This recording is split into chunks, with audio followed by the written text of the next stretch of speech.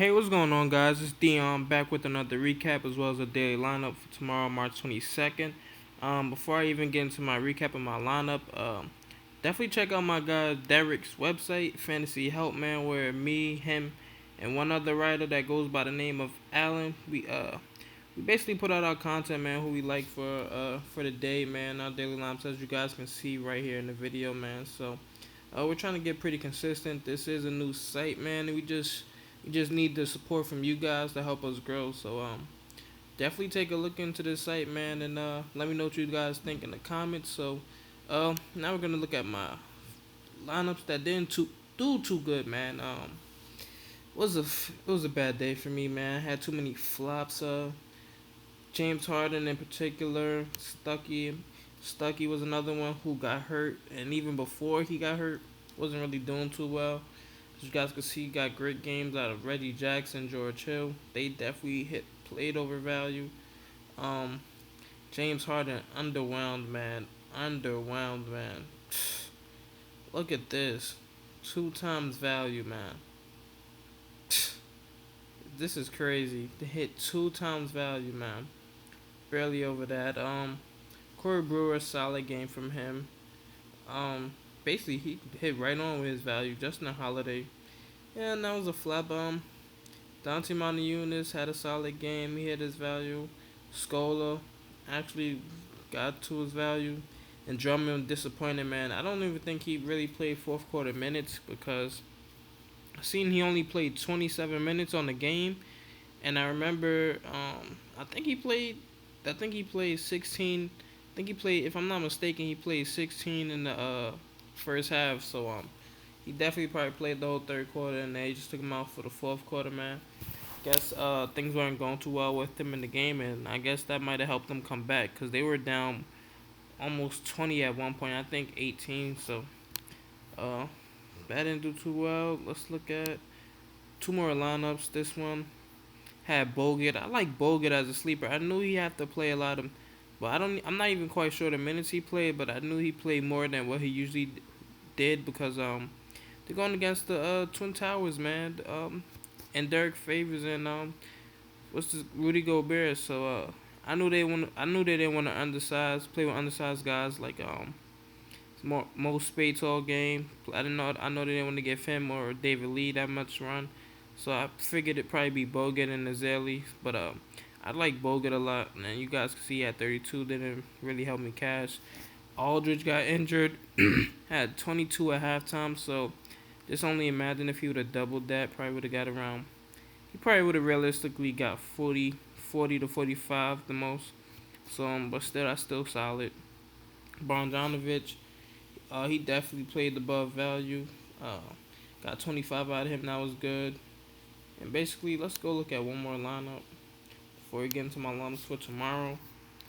Um, Pretty much almost the same thing, but this one I had Draymond. And yeah, Bogut once again. Draymond was kind of the key difference. Marcus Morris, great game out of him, dude. He's about to bump up to probably around 6K, man, after back-to-back 30-point performances. So, pretty solid line, man. Just didn't cash, man. Stuckey was a horrible play today. This really was a horrible play. And James Harden, actually. These two were probably the biggest flops of the day. If I freaking go Bledsoe and then Tony Allen, that's probably the one. And that's probably a great combo right there because I think Tony Allen went for 30, and then Bledsoe went for like 50 plus. So yeah, off that, man, let's get into my lineups for today. I will be running this in the Miami qualifier, man. I would suggest if you really feel confident and you have the bankroll to do so, man, enter a lineup in this, man. This is if you come in first place, you get that free trip to Miami, and you automatically leave with 6K, man. So 6K in first place, and if you and this is, I think it's 40 seats and there's 6 seats left. So you'll probably see it on the top of Fanduel page, but I'm not even gonna really get into that too much. This is what I like. Alfred Payton, he's pretty much gonna be somewhere from 40 to 60% owned tomorrow, especially with in a 6 game slate where the point guards. It's basically like you want to go John Wall, Alfred Payton.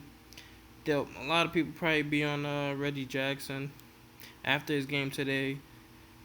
few sleepers on Kemba. Just because he had a solid game last time. I think he had about 30. He had 33. So, um, Alfred Payton, he's definitely a solid play against Denver, who doesn't do the best against point guards. And right now, Alfred Payton's on the tier, so you want to get him while he still has this momentum. Then next are like Phil Pressey.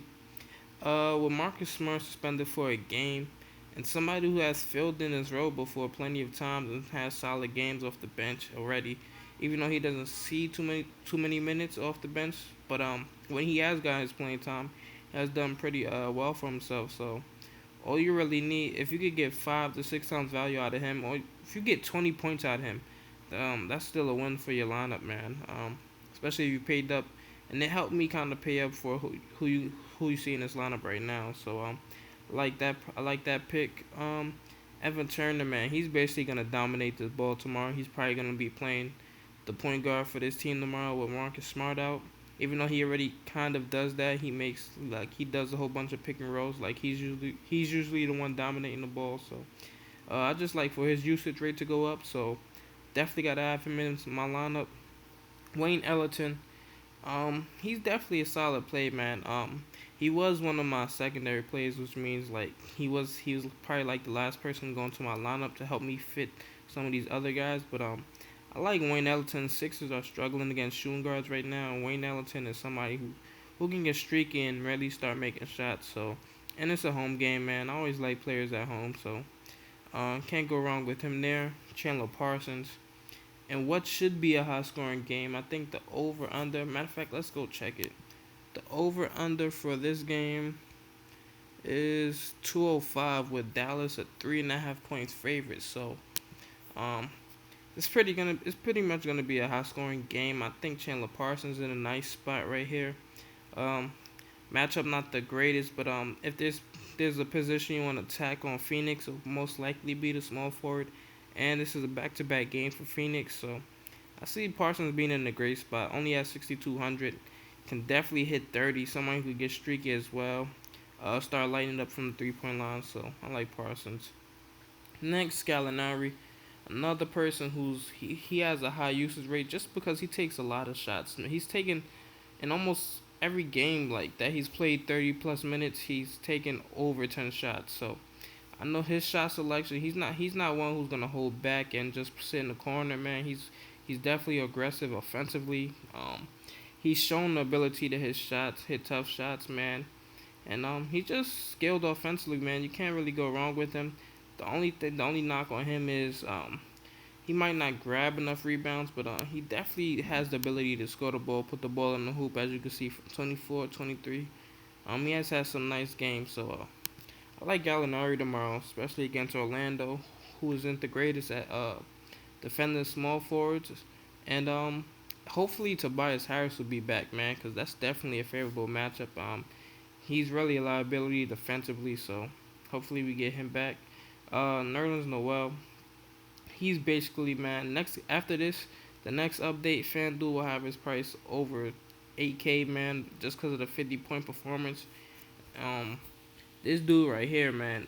I love big men who don't rely on freaking scoring, but he gets a whole bunch of steals, blocks, and if you get over 10 points, man, that's kind of like a bonus with him. Look at this. Look at his numbers, man.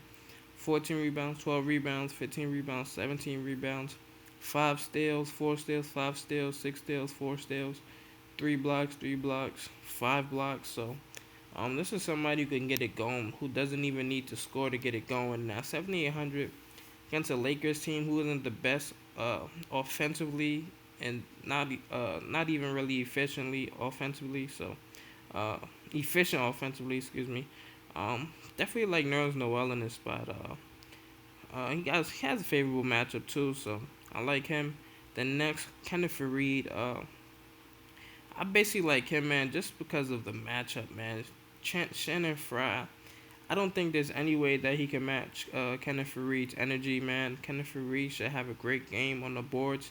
The only thing I'm worried about is that Shannon Fry is someone who stands on the 3 point line a lot, so that could take Fareed out the paint. But it's like he's demandable, man. So I definitely still think he gets 10 plus rebounds, and he should be able to get at least somewhere from 10 to 15 points against this guy. and hopefully he get the steals and the blocks to go along with it to boost his points and definitely hit value, man. I think he's solid, man. He should definitely hit value. So I like Fareed a lot, man. And then last but not least, DeMarcus Cousins, Boogie Cousins. Can't go wrong with him, man. He's just a threat. Like, he's too much of a threat offensively. He really bullies his way into the paint. Pretty much unstoppable, man. He's probably been locked up maybe once or twice from what I've seen all season. Um, and if you look at his game log, the last time he played Washington, he scored 30 points, had 43 Fanduel points. I know that's not hitting value, but he usually grabs a lot more rebounds than six. He's one that probably get around 2 to 3 blocks. He's not a great shot blocker, but he might, as you guys can see, he gets 2 to 3 once in a while. And then he's usually getting steals, which he didn't do any. He didn't get any against Washington. So I like Boogie Cousins tomorrow, man. You just need that 50-point threat, 60-point threat actually, because his ceiling is even higher than that. So he's probably like his ceiling, I would say, is probably like 65, 70.